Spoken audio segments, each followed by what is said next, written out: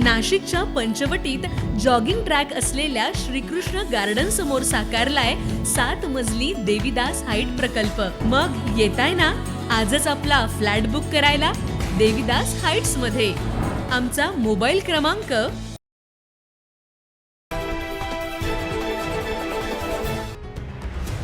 नाशिक शहरालगत असलेल्या तपोवनात साधुग्राम तसेच MICE hub उभारणीसाठी तब्बल 1800 पेक्षा जास्त वृक्ष तोडण्याचा घाट स्थानिक प्रशासनाने घातला होता। मात्र या वृक्षतोडीवर नाशिक जिल्ह्यातील वृक्षप्रेमींसह हजारो नागरिक रस्त्यावर उतरल्यानं अखेर प्रशासनाला हा निर्णय तुर्तास थांबवावा लागला।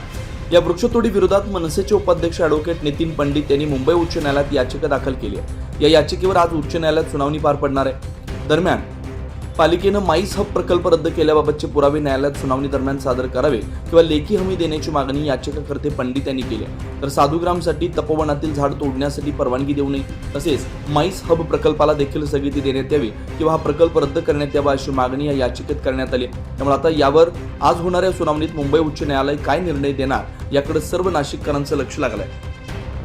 9 न्यूज महाराष्ट्र ब्युरो नाशिक।